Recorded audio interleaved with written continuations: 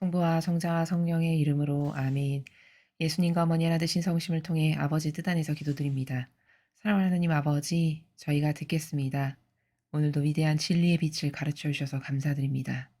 아버지, 이 진리가 없었으면 저희는 얼마나 비참한 인간으로 살다 죽었을지를 생각하니 늘 아버지께 저희들의 전부로서 모든 사랑을 봉헌드립니다. 부디 너그러이 받으시고 조금이나마 상처받으신 그 모든 마음에 위로받으시옵소서. 예수님과 어머니 오늘도 용해되어 살아가지 못했던 모든 빈 순간 그 틈새들을 회개하고 뉘우치오니 완전히 용해되어 저희 안에서 예수님과 어머니께서 사시는 것을 어서 빨리 구현할 수 있도록 축복하여 주시옵소서. 이 모든 기도 우리 주 예수 그리스도의 이름으로 기도드리나이다. 아멘. 성부와 성자와 성령의 이름으로 아멘. 안녕하십니까? 하나님의 뜻 성교의 피아수냐입니다. 오늘도 복음 말씀 그리고 독서를 통해서 하나님께서 가르쳐 주신 진리의 세계에 대해 함께 학습해 보도록 하겠습니다. 2021년 12월 15일 대림제 3주간 수요일입니다. 제1독서 이사야서 45장 6절에서 8절, 18절, 21절에서 25절까지의 말씀입니다. 내가 주님이고 다른 이가 없다. 나는 빛을 만드는 이요 어둠을 창조하는 이다. 나는 행복을 주는 이요 불행을 일으키는 이다. 나 주님이 이 모든 것을 이룬다. 하늘아 위에서 이슬을 내려라. 구름아 의로움을 뿌려라. 땅은 열려 구원이 피어나게. 의로우도 함께 싹트게 하여라. 나 주님이 이것을 창조하였다. 주님께서 말씀하신다. 하늘을 창조하신 분, 그분께서 하느님이시다. 땅을 빚으시고 땅을 만드신 분, 그분께서 그것을 굳게 세우셨다. 그분께서 그것을 혼돈으로 창조하지 않으시고 살 수 있는 곳으로 빚어 만드셨다. 내가 주님이다. 다른 이가 없다. 나 주님이 아니냐. 나밖에는 다른 신이 아무도 없다. 의롭고 구원을 베푸는 하느님, 나 말고는 아무도 없다. 땅끝들아 모두 나에게 돌아와 구원을 받아라. 나는 하느님, 다른 이가 없다. 내가 나 자신을 두고 맹세한다. 내 입에서 의로운 말이 나갔으니 그 말은 돌이킬 수 없는 것이다. 정령 모두 나에게 무릎을 꿇고 입으로 맹세하며 말하리라. 주님께만 의로움과 권능이 있다. 그분께 격분하는 자들은 모두 그분 앞에서 와서 부끄러운 일을 당하리라. 이스라엘의 모든 후손들은 주님 안에서 승리와 영예를 얻으리라. 주님의 말씀입니다. 하느님 감사합니다.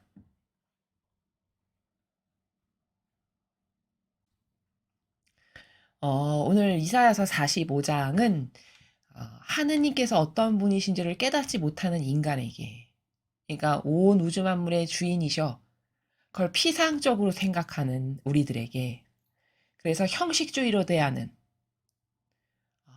그래서 누가 주인인지를 모르고 나의 아버지가 누군지를 모르는 인류에게 내가 이런이다, 이런이다, 이런이다 이렇게 어떤 분이신지를 말씀을 하시고, 그러니까 너희는 모두 나에게 와서 이렇게 반향해라. 그래야 너희들을 내가 복을 내릴 수 있다. 이런 차원의 나라에서 지금 아버지께서 말씀하십니다. 내가 주님이고 다른 이가 없다. 나는 빛을 만드는 이요 어둠을 창조하는 이다.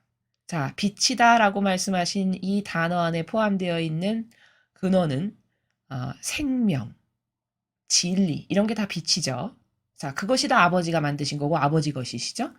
어둠을 창조하는 이다. 어둠이라 하면 죽음, 거짓 이런 걸 다 어둠이라고 말씀하십니다.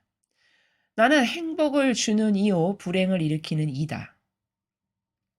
자, 불행을 일으키는 이다? 그럼 하느님이 불행을 주신다는 거야? 그게 아니라 여기서 불행을 일으키는 이라는 거는 반향을 잘못했을 때 그리고 진리에 반할 때 어쩔 수 없이 하나님의 정의가 임하실 수밖에 없는, 그럼 우리는 벌을 받으니까 불행해지죠. 이러한 나라에서 말씀하시는 겁니다.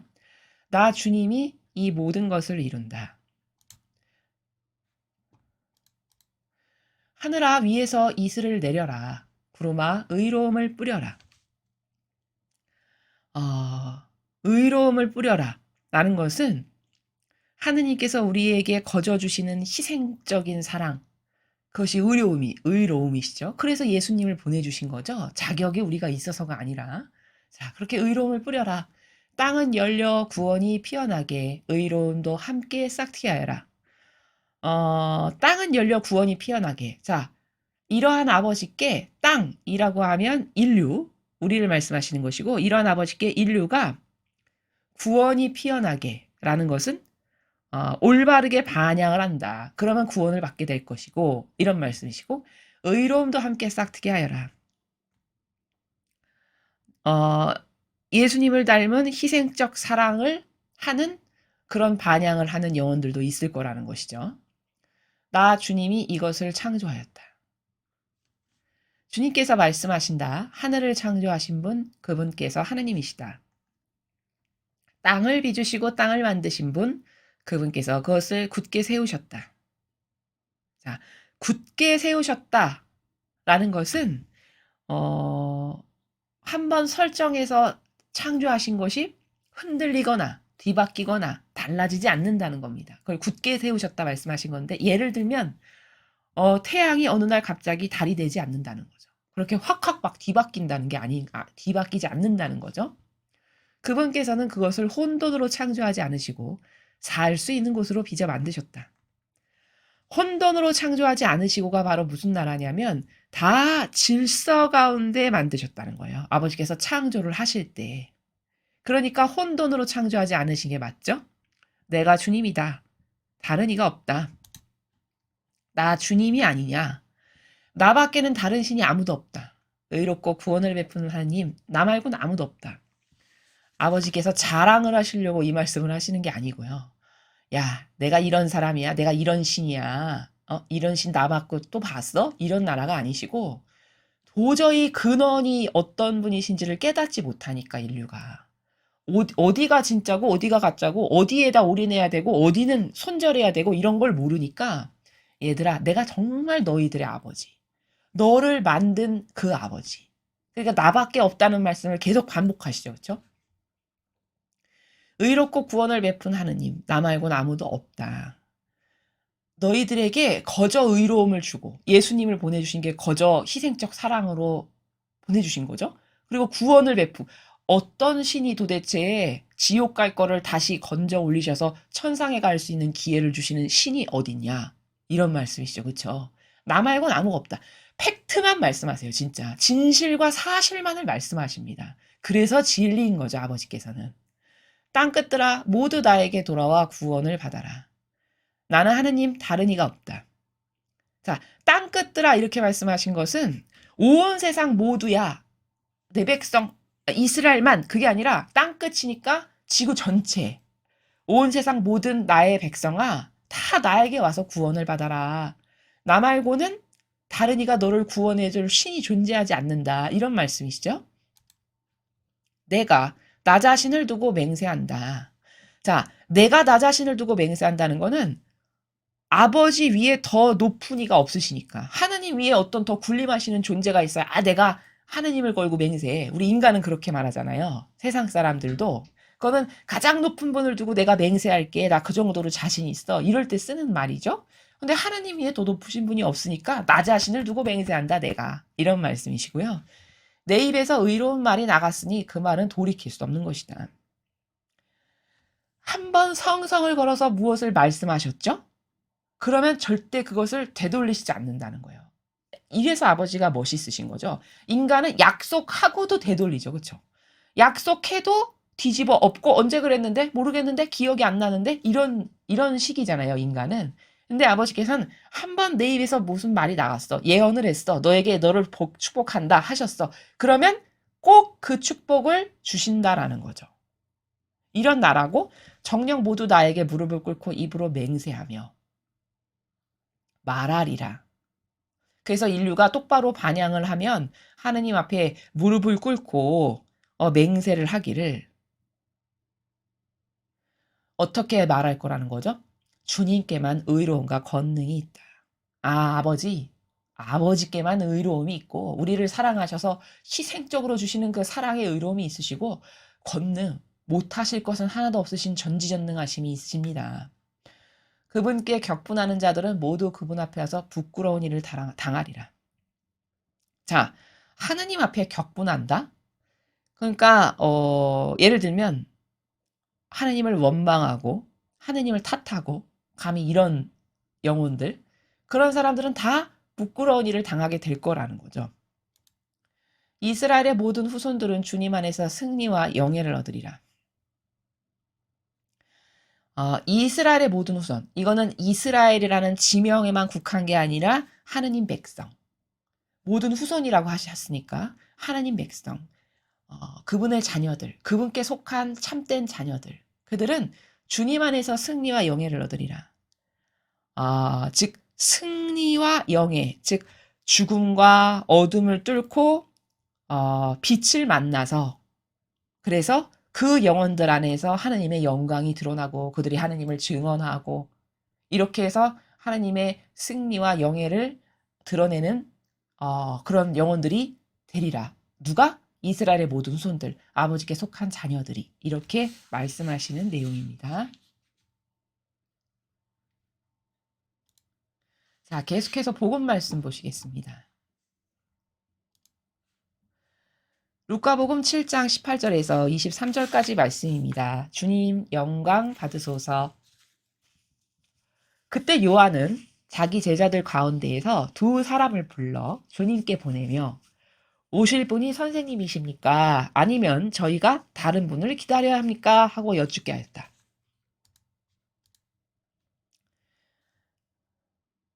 그 사람들이 예수님께 다가와 말하였다. 세례자 요한이 저희를 보내어 오실 분이 선생님이십니까? 아니면 저희가 다른 분을 기다려야 합니까? 하고 여쭤보라고 하셨습니다. 그때 예수님께서는 질병과 병고와 악령에 시달리는 많은 사람을 고쳐주시고 또 많은 눈먼이를 볼 수 있게 해주셨다. 예수님께서 그들에게 대답하셨다. 요한에게 가서 너희가 보고 들은 것을 전하여라. 눈먼이들이 보고 다리 저는 이들이 제대로 걸으며, 나병 환자들이 깨끗해지고, 귀 먹은 이들이 들으며, 죽은 이들이 되살아나고, 가난한 이들이 복음을 듣는다. 나에게 의심을 품지 않는 이는 행복하다. 주님의 말씀입니다. 그리스도님 찬미합니다.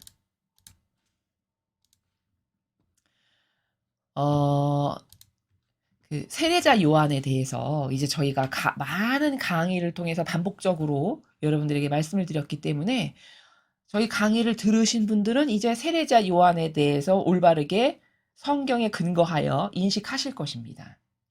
왜 세례자 요한이 그를 두고 예수님께서 여인 중에서 이보다 더 큰 은총을 받은 사람은 없다. 그러나 하늘나라에서는 그보다 더 작은 이는 없다. 이 말씀이 세례자 요한을 두고 평가하신 내용이거든요. 결과론적 평가. 그가 사명을 어떻게 수행했는가에 따른. 근데 그 문장조차도 올바르게 이해를 잘 못하시더라고요. 그 문장의 핵심은 은총은 엄청나게 받았다는 거예요. 여인에게서 난 사람 중에 이 사람보다 더 큰 은총은 없다는 건 그만큼 사명으로 받은 은총이 크다는 말입니다. 가장 크다는 거죠. 여인에게서 난 사람 중에 하셨으니까. 근데 문제는 접속어가 그러나예요. 그러나. 그럼 앞에는 긍정인데 그러나가 붙었다는 건 그것에 반하는 부정이라는 거죠. 뒷문장이. 그러니까 그렇게 많은 은총을 받았으나, 그러나 결과론적 맺은 열매는 그 은총에 버금가지 못한다. 이렇게 말할 때 접속사를 그러나를 쓰죠. 성경을 보면 그러나라고 되어 있어요. 그러니까 다시 말하면 그 내용은 그가 엄청난 사명을 수행하는 것으로 아버지께서 설정을 하셨고, 그래서 그 사명을 수행하려면 은총이 남달리 필요하니까 사람에게서 난 사람 중에는 가장 큰 은총을 줘서 세상에 파견하셨는데, 그가 여러 가지 부작용과 잘못된 인식과 오류로 인하여 자신에게 맡겨주신 사명을 똑바로 완수하지 못하여 천상에 가면 그보다 더 작은 이는 없다. 즉 천상에 가면 꼴찌다. 이렇게 평가를 하신 거예요. 그러한 근거뿐만 아니라 여러분께서 세례자 요한에 대해서 인식하는 것에 대해서 아직도 미심쩍은 부분이 있다. 그러면요, 성경에서 세례자 요한이라는 단어를 치셔서 그것에 상응하는 문장을 죄다 뽑으십시오. 뽑아놓고 앞뒤 전후 문맥을 통해 또 저희 사명이 여러분에게 말씀드린 강의를 들으시면서 도대체 이 말씀이 어떤 원리를 말씀하시는 건가를 하나하나 다 파악해서 종합적으로 이해할 때만이 그때 세례자 요한을 여러분이 올바르게 인식하실 수 있다라는 점입니다. 오늘 여기서도 또 부정적으로 말씀하시는 부분이 나와요. 어디냐면 지금 이 상황은 세례자 요한이 그 헤로데 왕한테 가가지고 그 동생의 아내를 취하는 건 옳지 못합니다. 이렇게 간언을 해가지고 지금 감옥에 갇혀서 목 잘려 죽게 생긴 거예요. 처지가. 지금 그런 상황인데 세례자 요한도 자기 제자를 두고 있었죠. 그 제자를 예수님께 보낸 겁니다. 왜 보냈냐? 뭐 좀 물어보라고. 뭐 물어보라고 보냈냐? 여기 이야기하죠. 오실 분이 선생님이십니까?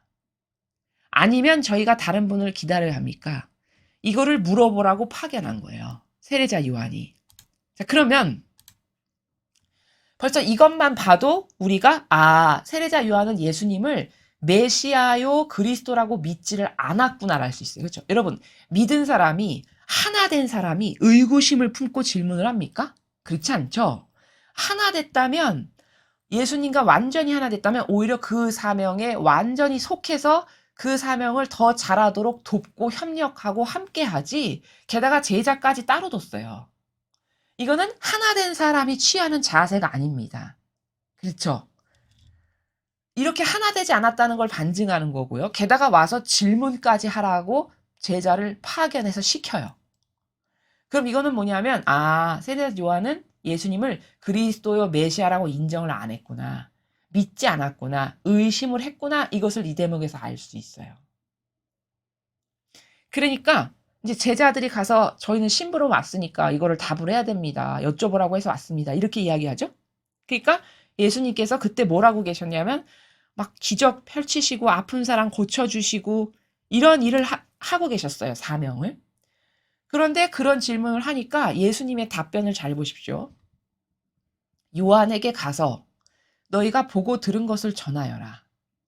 눈먼 이들이 보고 다리 저는 이들이 제대로 걸으며 나병 환자들이 깨끗해지고 귀먹은 이들이 들으며 죽은 이들이 되살아나고 가난한 이들이 복음을 듣는다. 자, 여러분 잘 보세요. 이 예수님의 행간의 나라를 잘 이해해야 됩니다. 네가 보고 들은 걸 전해라. 뭘 보고 들었나? 눈먼 사람이 앞을 보고요. 다리 저렸던 절름발이가 똑바로 걸어가고 나병 환자 이거 불치병이죠. 그렇죠? 절대 못 고치는 나병 환자 피부가 막 깨끗해지고 귀먹은 귀머거리가 막 다 나서 듣고 또 죽었던 사람이 막 살아나요. 그리고 가난한 이들이 복음을 듣는다.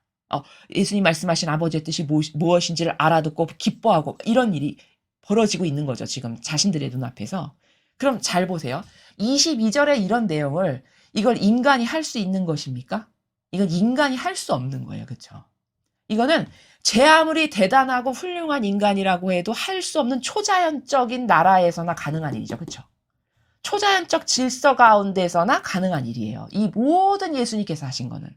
고로 그것만 봐도 저분이 메시아요 그리스도가 맞구나 라는 것을 입증하는 입증 증거죠. 그러니까 예수님은 별 말씀 안 하셨지만 그 숨은 의도는 뭐냐면 봐라. 이게 사람이 할 수 있는 일이냐 너희가 알다시피. 이게 인간이 이런 초자연적인 기적들을 행할 수가 있니? 고로 그리스도께서 오셨구나. 오시기로 하신 메시아가 오셨구나. 네가 본 대로 가서 전해라. 이런 말씀이시거든요. 그러면서 23절에 이렇게 말씀하셨어요. 나에게 의심을 품지 않은 이는 행복하다. 그럼 여러분 보십시오. 23절이 의심을 품지 않은 이는 행복하다. 이 말씀은 다시 역으로 돌리면 세례자 요한이 의심했으니까 너는 행복하지 않아. 너는 나를 의심하고 믿지 않았어. 이 말씀을 이렇게 하시는 거거든요. 점잖게. 그럼 사실은 세례자 요한을 또 부정적으로 평가하시는 나라죠. 그럼 앞에 제가 말씀드린 거 하늘나라에서 그보다 더 작은 이는 없다라고 하는 평가와 여기 의심을 품지 않은 이는 행복하다라고 말씀하신 이 내용하며 이거 말고도 성경에 세례자 요한과의 관계에서 많은 것들이 나오는데 그런 것을 종합해 봤을 때 이 사람은 이 세례자 요한이라는 사람은 사명을 온전히 완수하지 못했음을 예수님의 말씀을 통해서 우리가 입증이 다 된다는 겁니다. 그렇죠. 그래서 세례자 요한은 이교도의 교회가 워낙에 가르치기를 훌륭하고 겸손의 화신이고 광야에서 뭐 이상한 거나 먹으면서 이렇게 살고 아유 저는 신발끈을 풀어드릴 자격조차 없습니다. 이렇게 말했으니까 얼마나 겸손합니까? 이렇게 가르쳤단 말이죠. 지금까지. 그게 다 누룩으로 여러분에게 작용해 가지고 여기 인메모리 된 게 있는 바탕 가운데 이 복음을 들으니까 잘 이해가 안 가고 왠지 깨름칙하고 여기 마음에 착착 안착이 안 되는 거죠. 근데 그것은 진리에 근거해서 그런 것이 아니라 여러분이 먼저 선언적으로 받아 넣은 것 때문에 영향을 받아서 그런 거라는 거죠. 그렇죠?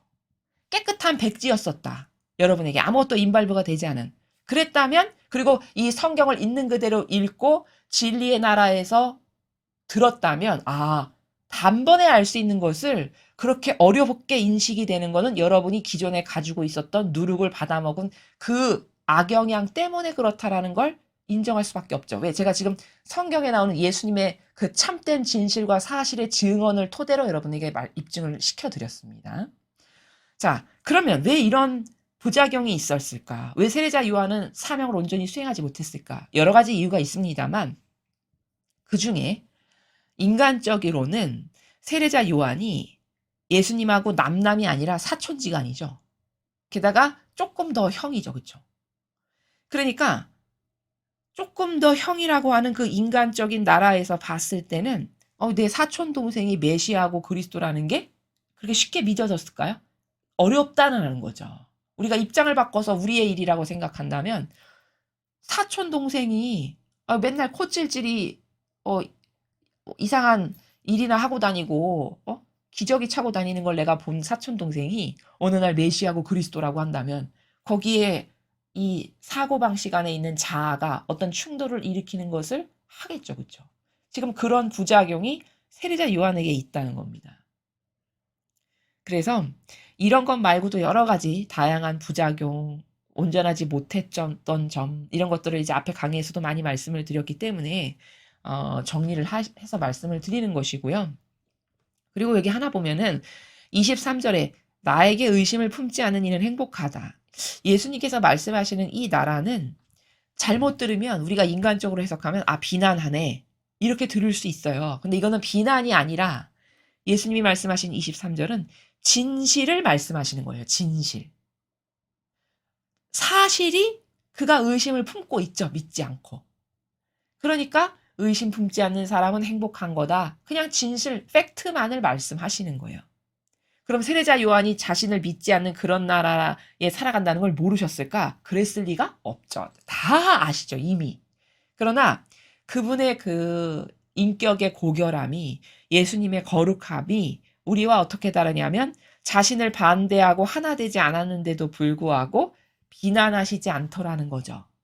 여기서 또 예수님의 훌륭하신 인격과 거룩하심을 하나 우리가 배울 수 있고요. 그래서 세례자 요한이 그렇게 훌륭하게 사명을 수행하지 못한 것은 자기 배제가 안 됐기 때문인데 자기 배제를 왜 할 수가 없었냐면 그 인간적인 사촌지간이라고 하는 요 누룩 때문에 자기 배제를 할 수 없고 이상한 기준을 가지고 예수님을 그 인간적 기준을 가지고 예수님을 대하는 바람에 이런 불발이 난 상황으로 삶을 마감하게 된 거다. 그래서 인간적으로 예수님께서 자신의 사촌 동생이었기 때문에 결국에는 그 마귀의 함정에 빠져가지고 올바르게 사명을 완수하지 못하고 죽었다. 이렇게 요약 정리를 할 수 있습니다. 그래서 오늘 복음은 여러분께서 많이 들으신 이제 세례자 요한에 대한 내용이었고요. 그리고 일독서는 이사야서에 하느님께서 어떤 분이신가에 대해서를 이사야 예언자를 통해서 아버지께서 친히 밝히시는 그런 나라에 대해서 학습하였습니다. 오늘도 우리에게 이 진리를 가르쳐 주신 하느님 아버지와 예수님과 어머니께 감사를 드리면서 우리의 잘못된 사고방식을 매일 이런 진리의 빛으로 새롭게 태어나게 해주시고 고쳐주십사 갈망하면서 여러분 마음 안에 깊이 새기시고 이것으로 새로워지기를 또 기도하셨으면 좋겠습니다. 이상으로 2021년 12월 15일 대림제 3주간 수요일 복음 해설을 마치겠습니다. 감사합니다.